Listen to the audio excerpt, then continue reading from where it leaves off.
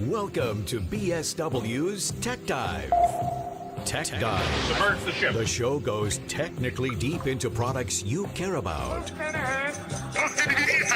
The new, the old, the newish. So put on your gear, close up the hatch, and prepare to Dive. Submerge the ship. And now, here's John.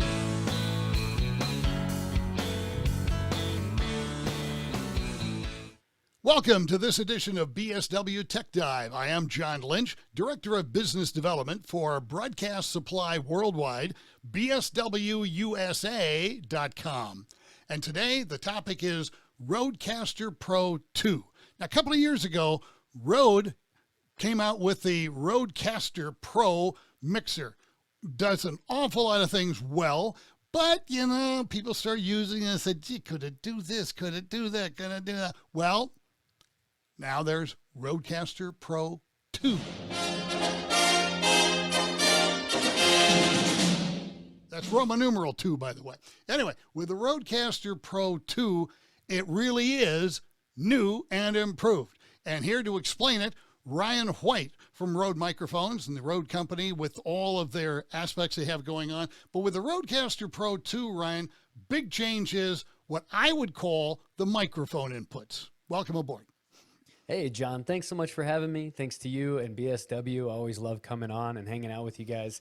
It really is a fun time every time. So with the Rodecaster Pro 2, one of the first physical things that they added into the Rodecaster Pro 2 was a combo jack. So not only do you have the ability to connect your mic as you've always been able to do, now you have the ability to add in line level, true balanced line level into it. You have the ability to add in instrument level, go straight from a guitar, a bass, be an actual musician while doing something else with a microphone. So we don't actually call this a podcast studio anymore. It's actually a full production studio. So not just for the podcaster these days, studio engineers, musicians, streamers, live sound even, all the above. You have the full spectrum with the inputs now. Well, take it from somebody whose engineering expertise starts and ends with plug and play. Okay, I've got a mic input. Now I've got to do a line input. Now I've got to do an instrument thing. Is it any big deal to change? No, it's actually right in the channels presets where you actually go on the board. You can actually press the button straight above the channel, say 1, 2, 3, or 4. And then sweep to the left, and then you'll actually see an option outside of the microphone presets for a line in and an instrument in. So very much plug and play from a standpoint of you have to plug in a device and then select that you're using an instrument. It's a little more advanced than just plugging it in and having it self-detect, but it's very, very easy. It's right on that first page. Now, with Rodecaster Pro 2, you've added all this new material, but you also shrunk its size. We did. So we actually took about an I/O off of the Rodecaster Pro 1 and a little bit smaller in height. It's a little more narrow. It's a lighter.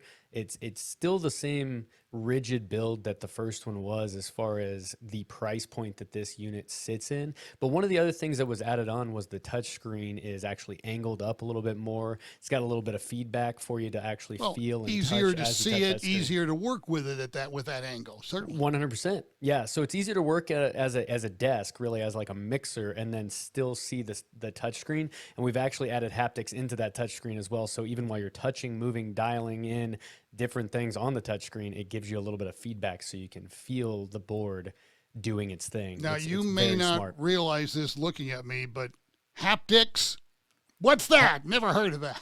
Haptics, I think it was Apple that first kind of introduced that. It could have been an Android phone type of thing, but when you're pressing and touching a phone, you actually feel like it'll kick you a little bit. It kind of gives you a little bump. And haptics is just the word that was given for feedback, a little bump that says when you push something, when you slide something, it kind of reacts to you. And so it's a very advanced way of telling. On a touch screen, one of the biggest problems is not being able to feel something tactile. So haptics are those feedback pieces that they'll add to a touchscreen so you feel it responding to you. Maybe that was the word given. I think it would be more accurately phrased the word invented, but that's okay. Anyway, Fair let's enough. move on from haptics. There are a couple of USB connections on the back of this unit. Tell us. Yes, there are. It's actually 2 audio interfaces in one device, one unit. You could also say that it's 3 ins and outs with that as well. So you have USB main 1, you have USB main chat, which are existing on USB 1. So a physical, tactile, plug-in USB-C is on one, and you get 2 IOs on that. And then there's a secondary USB 2, and that one is literally called Rodecaster Pro 2 secondary. So if I have a laptop or a computer and I plug both of those USB-Cs into a computer, my computer will see 3 audio choices. So I can select main, say, for a gaming audio, and or just play back from something on my computer. Then I can use chat for a conversation like we're having right here, or a Zoom conversation, Skype, or gamers going to use Discord or something like that. And then finally on secondary, if you want to bring in some music or an iPad or another device, you have that other interface on this one piece of gear available to you. So very flexible as far as how many sends and returns you can use on those USBs. Something else that's been prominent on the original Rodecaster, and certainly is just as prominent now, only I understand even more user-friendly and usable.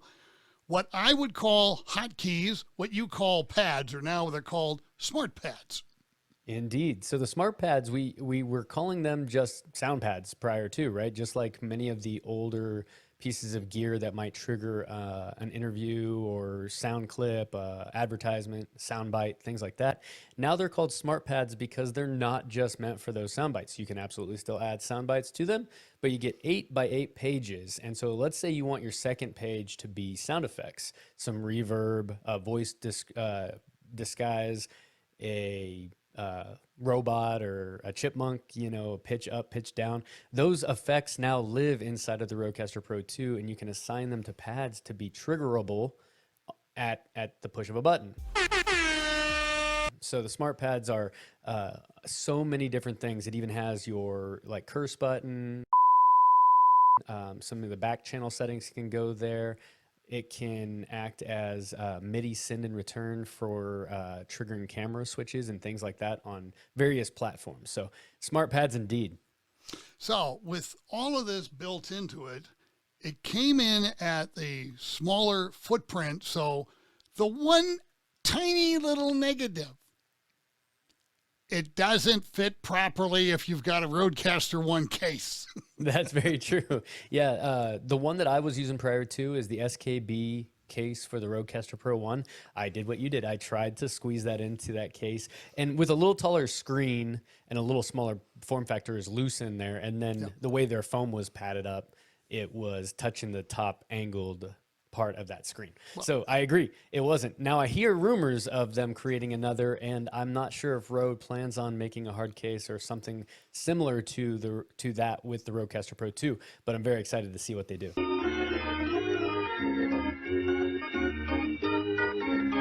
Well, and ideally there will be foam cutouts that will fit for that, but obviously with in the realm of like an SKB or a Gator case from BSW, whatever, they do have the cubed type foam, so you can create your own cradle in there right now until there is a cut version for the Rodecaster Pro 2. But